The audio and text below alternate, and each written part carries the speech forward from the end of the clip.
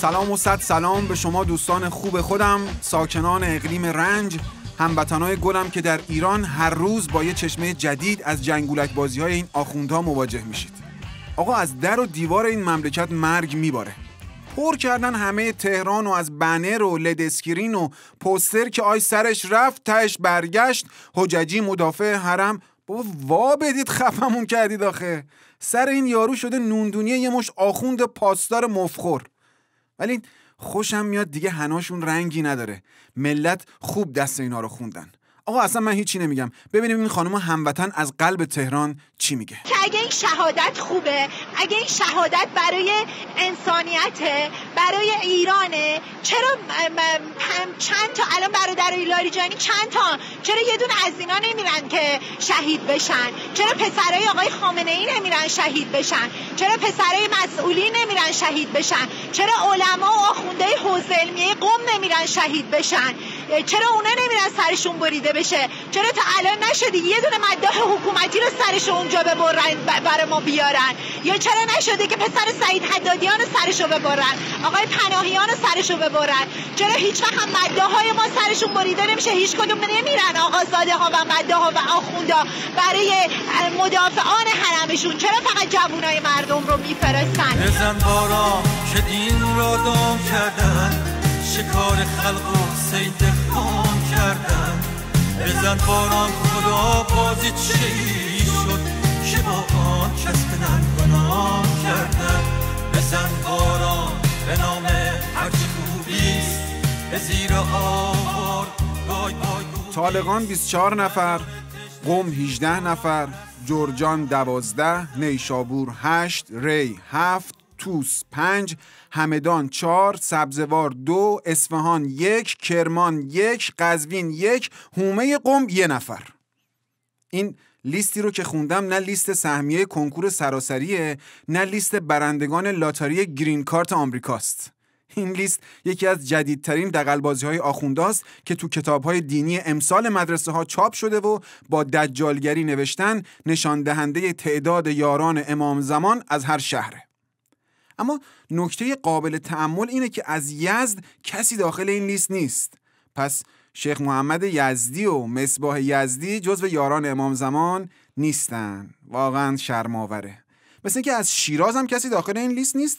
بنابراین مکارم شیرازی هم اوتوتو باعث خجالت واقعا. از کاشان هم کسی رو داخل این لیست نداریم. ببینم پس امامی کاشانی و قرائتی هم رد صلاحیت شدن دیگه. آقا از قرائتی ما اصلا انتظار نداشتیم. خب از آذربایجان صدیقی هم مردود شده که از اولش هم میشد حدس زد. از خوزستان محسن رضایی که ان لم یکن تلقی شده که تو همینجاش هم معلوم بود زیادی اومده بود بالا. آره. از گیلان و مازندران هم کسی نتونسته حد نصاب حضور در این لیست رو کسب کنه که در نتیجه ناطق نوری، لاریجانیا و هاشمی شاهرودی اسمشون در این لیست باطل شده. اصفهان هم که فقط یه سهمیه داره که یا باید مسابقه انتخابی بین جنتی و رادان برگزار بشه یا 10-20-40 کنن تا یکی بره بالا دیگه. خلاصه از مشهد هم کسی کاندیدا نشده. پس علم الهدا و رئیسی و قالیباف و جلیلی خود مقام عظما هم کلا تو این لیست نیست ولی خودمونیم عجب سوتی دادن، یه ذره روی این لیست وقت نذاشتن. خب آره دیگه، اینا به درد این لیستا نمیخورن که، اینا به درد لیست امید و رایحه خوش خدمت و اصولگرا و کارگزاران و لیست تروریستی میخورن. آره تو این یکی لیست جا نمیشن. و سلام خوشخرامان میروی جان جان بی من مرا، سر بخرامان منی در دل و جان بی من مرا. این جهان با تو خوش است و آن جهان با تو خوش است. این جهان بی من مباش و آن جهان بی من مرا.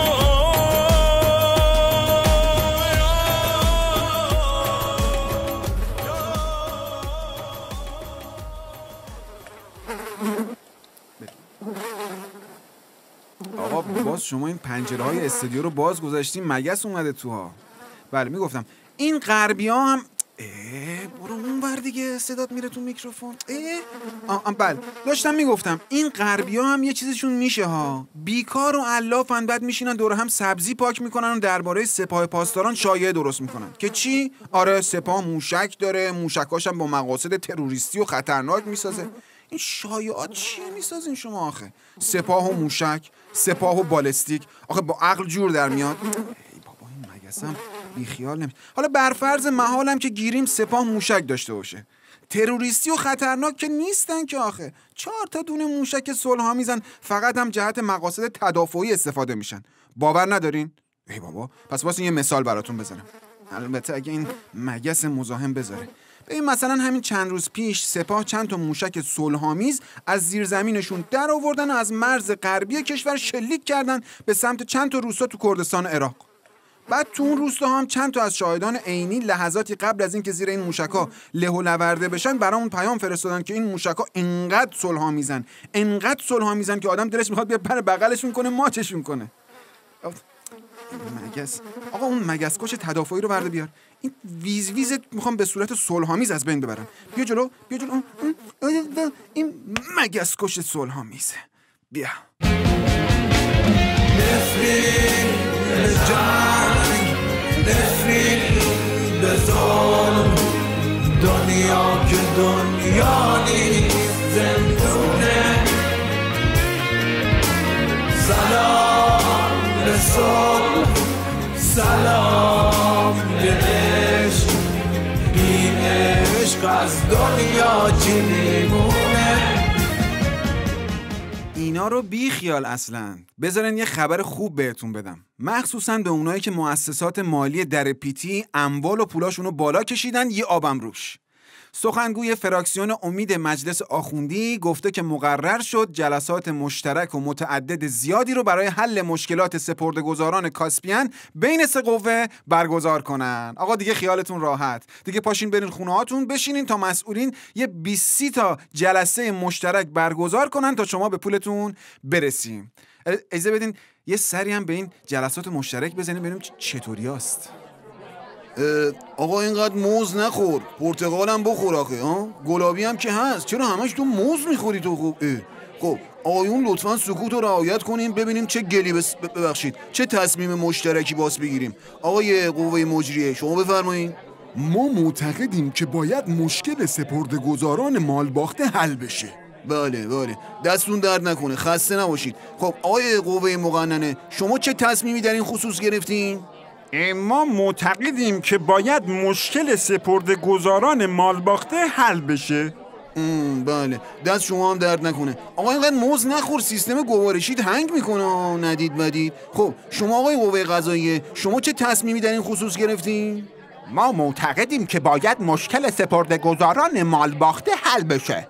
بله بسیار عالی، دست شما هم درد نکنه. دوستان انتظامات یکیتون بیاد تو این موضوع رو از جلوی دست ایشون برداره. به فکر سیستم گوارشی خودت نیستی داداش، به فکر طبیعت باش اخوی. خب آقایون سران قوه خسته نباشید، هفته آینده جلسه بعدی رو برگزار میکنیم تا ببینیم چه گلی باید چه تصمیم مشترکی باید در خصوص مال باختگان بگیر. انتظامات آقا بیا این موضوع بردار ببرین، موضوع رو ببرشون بیرون هستم لطفا. بیا جون.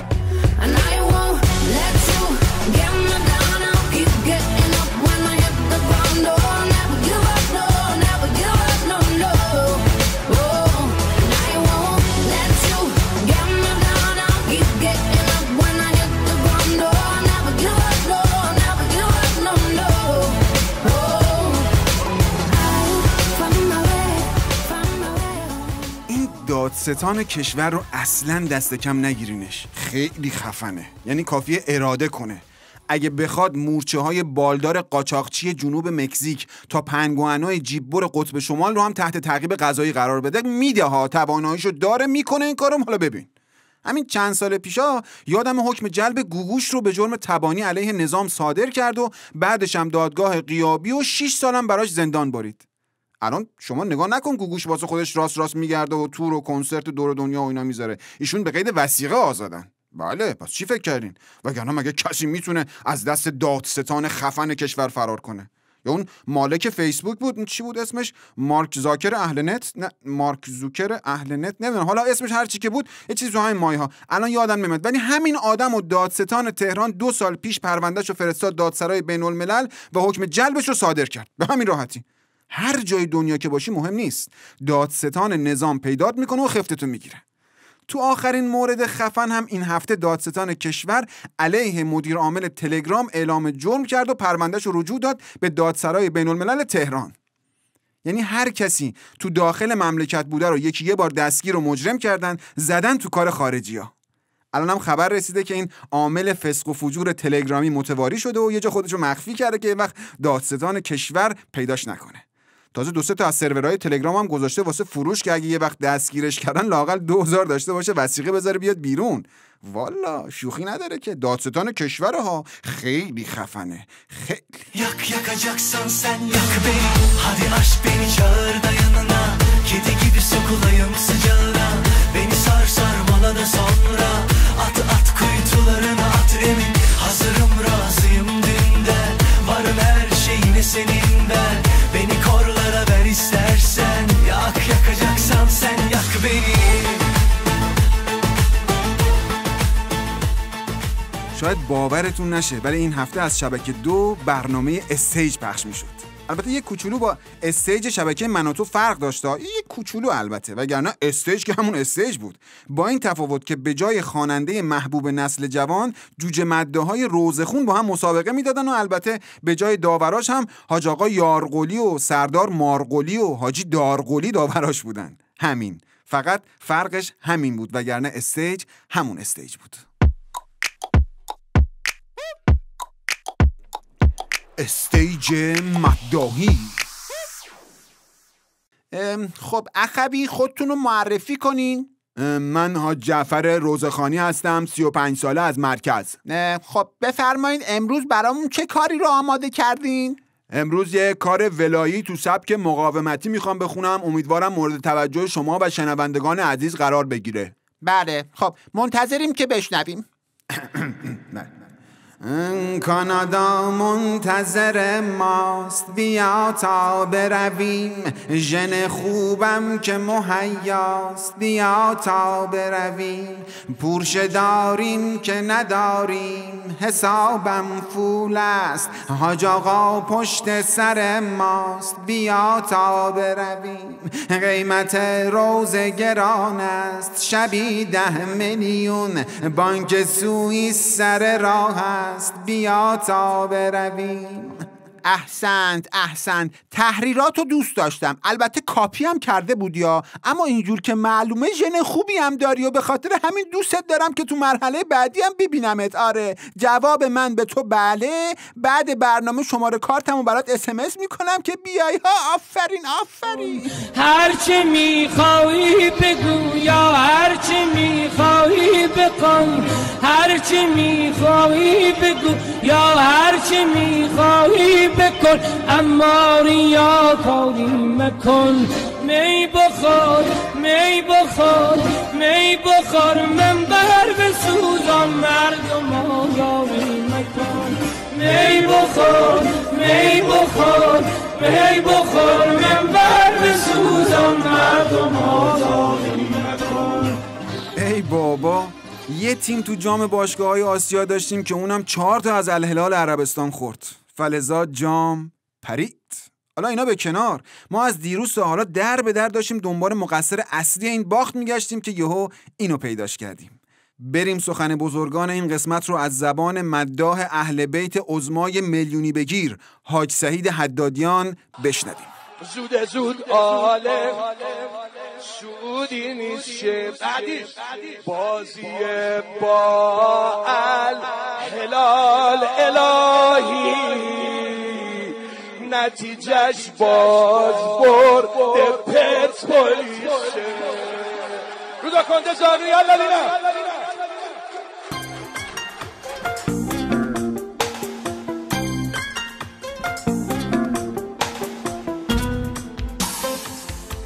آیا رئیس مجلس هستید و نگران آینده سیاسی خود هستید؟ آیا دلتان می‌خواهد که پیشرفت کنید؟ آیا دوست دارید که سال 1400 رئیس جمهور شوید ولی نمیدانید چگونه؟ دیگر نگران نباشید، ما راه حل شما را میدانیم. سازمان رئیس جمهور کنندگان تکرارگر. کافی است کمی قولهای قشنگ بدهید، ما هم شما را پیش عوامل فتنه میبریم تا عکس یادگاری بگیرید و چندین سفر استانی را برایتان تدارک میبینیم و بعد تکرار میکنیم با لاریجانی تا 1400 در کنار شما هستیم. جهت رئیس جمهور شدن کافی است عدد 3000 میلیارد را به 70 ارسال نمایید. سازمان رئیس جمهور کنندگان تکرارگر. قلبم رو تکراره، همیشه دوست داره، حالا که میگی آره انگاری هوا تب داره، بیقراره داره قلبت راست میگه، هرچی دلش خواست میگه، من و تو با هم باشیم دنیا مال ماست دیگه. خدا اونجا سون بالا حواسش به ماست حالا، بره تو گوشت میگه ما مال همیم دیگه. گوش کن به قلبت، قلبت راست میگه، هرچی دلش خواست میگه، من و تو با هم باشیم دنیا مال ماست دیگه.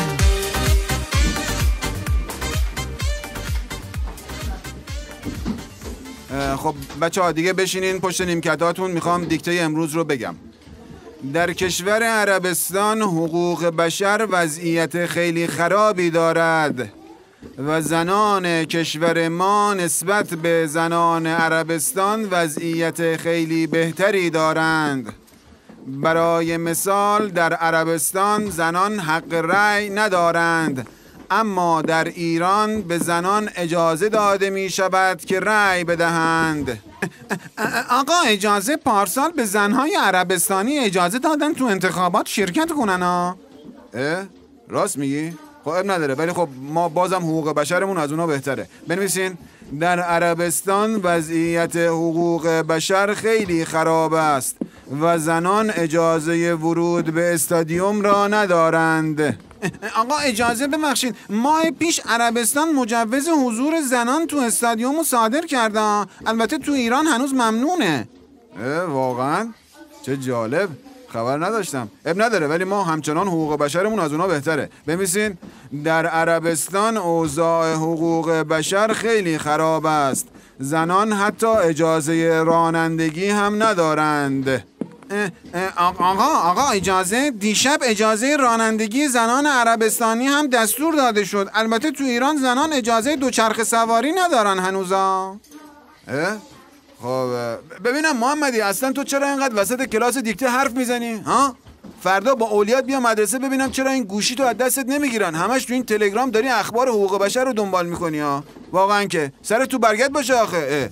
بنویسید در عربستان، نه خط بزنید، در عربستان خط بزنید، در ایران اوضاع حقوق بشر خیلی افتضاح است.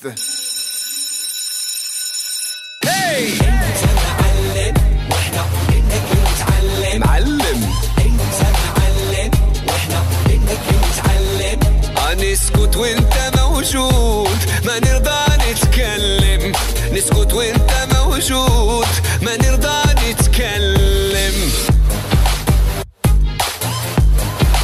معلم. خب دوستان، برای پایان این قسمت یک خداحافظی مفصل و پروپیمون آماده کرده بودم. کلی هم ایده توش بود، کلی هم حرف توش بود، اما تایم برنامه زد بالا دیگه، شرمنده‌تون شدم. حتی برای ترانه پایانی هم دیگه جا نداریم. فقط میتونم بگم خداحافظ. معلوم بود؟